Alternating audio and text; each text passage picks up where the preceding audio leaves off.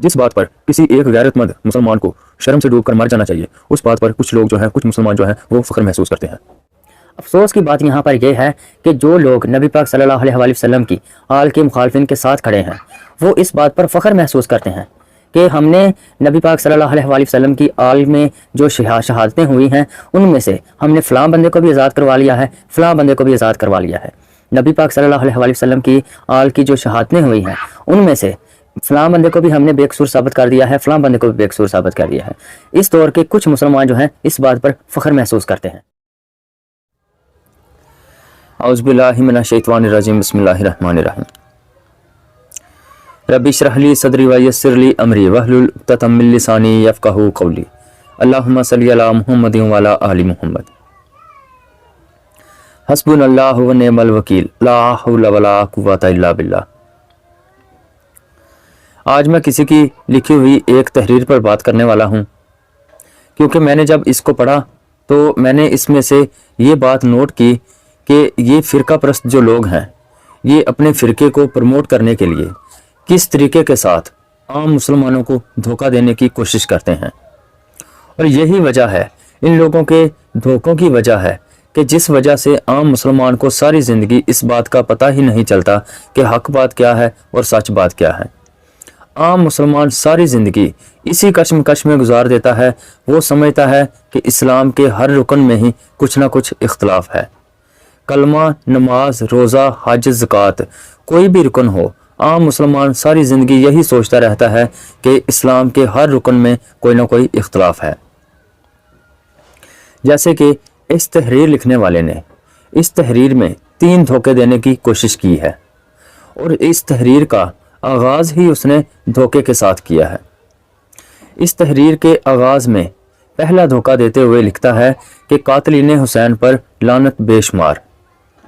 اور یہ جملہ اس نے سب سے اوپر اس لیے لکھا ہے، سب سے پہلے اس لیے لکھا ہے تاکہ جب کوئی انسان اس تحریر کو پڑھے تو اس کو یہ بات محسوس ہو کہ جس نے یہ تحریر لکھی ہے وہ بہت بڑا محب اہل بیت ہے، لیکن ایسا نہیں ہے۔ اس تحریر کا پہلا دھوکہ دیتے ہوئے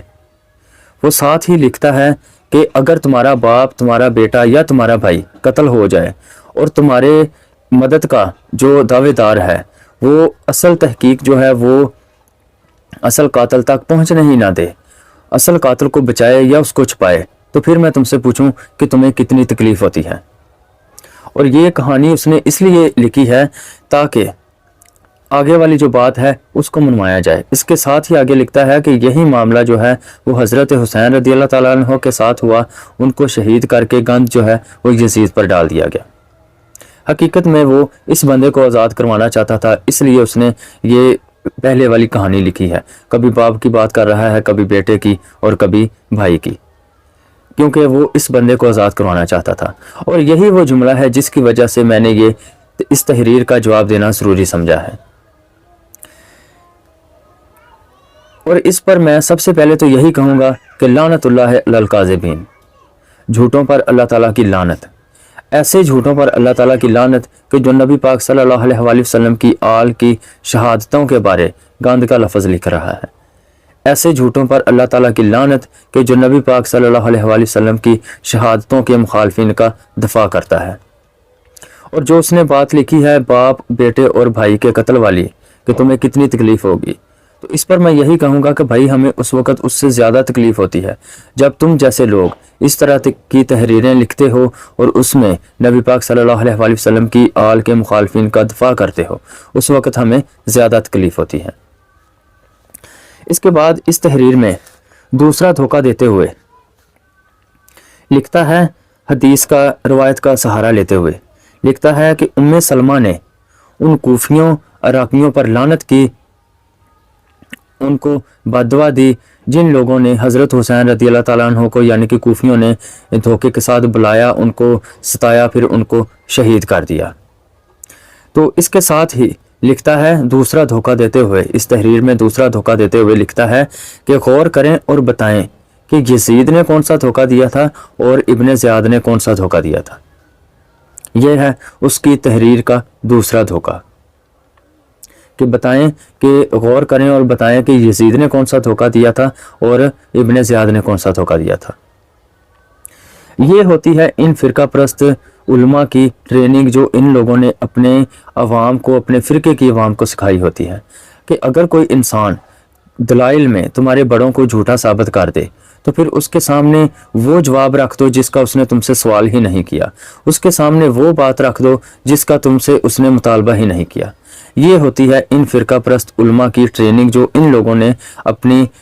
عوام کو، اپنے فرقے کی عوام کو سکھائی ہوتی ہے۔ جس طریقے سے اس انسان نے کیا ہے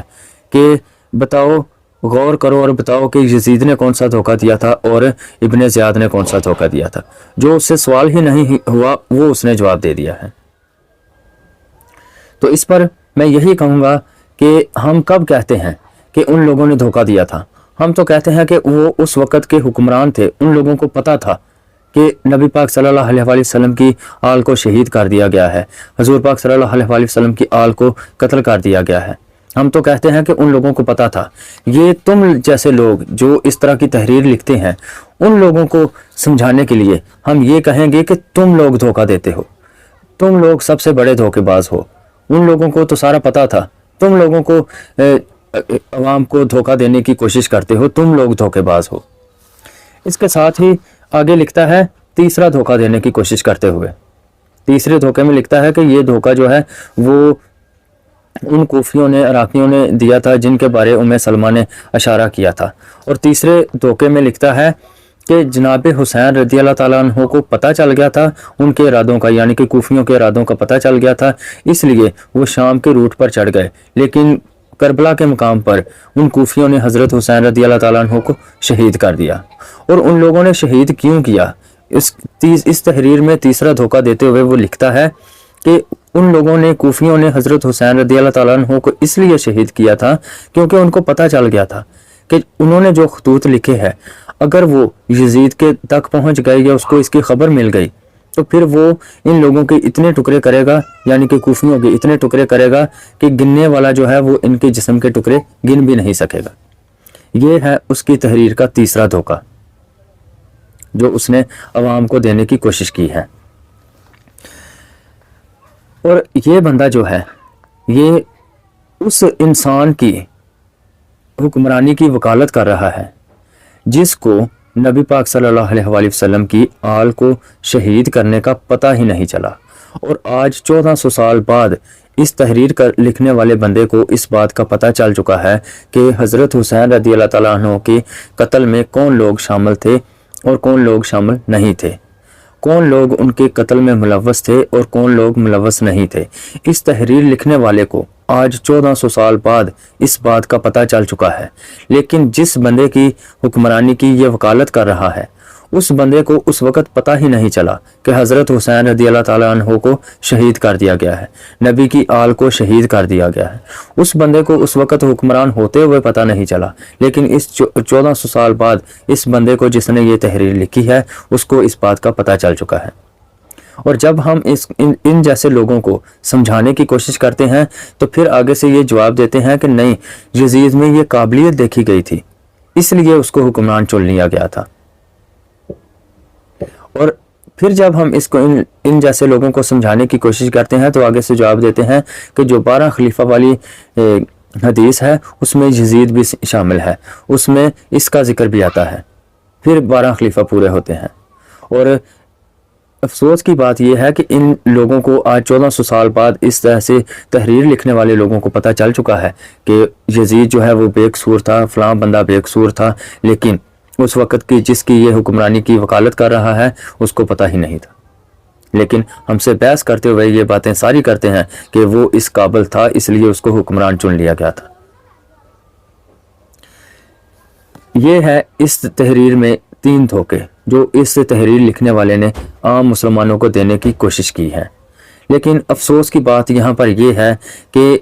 اس دور کے وہ مسلمان جو نبی پاک صلی اللہ علیہ وآلہ وسلم کی آل کے مخالفین کے ساتھ کھڑے ہیں اور ان کو بے قصور ثابت کرنے کی کوشش کرتے ہیں،